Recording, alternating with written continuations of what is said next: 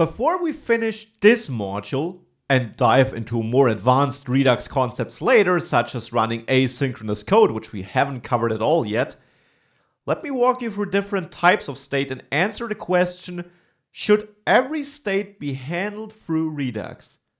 Because in the demo application in this module, we eliminated the setState call in the component and we eliminated the local component state, the state we used thus far in all React applications and projects we built in this course. Instead, we used the Redux state and action dispatching and store binding to use that state. Is this always the approach you should follow? Do you always have to use Redux to begin with? Well, the question whether you use Redux or not depends on the size of your application and the complexity of your state.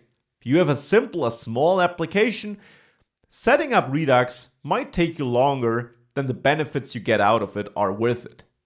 For any decent, medium-sized or big application, using Redux and managing the state there is probably a good idea.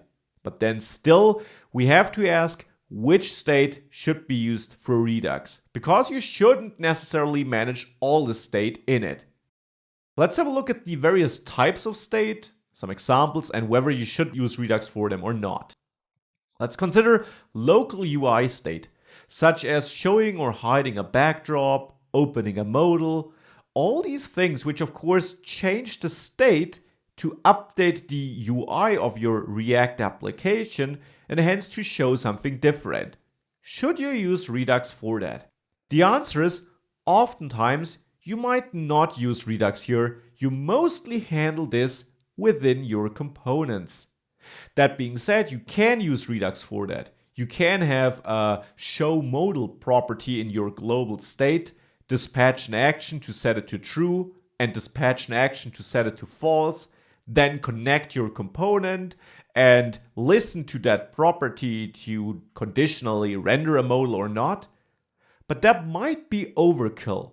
Oftentimes, you can handle that within your components, just as we did it before. Another important type of state is persistent state.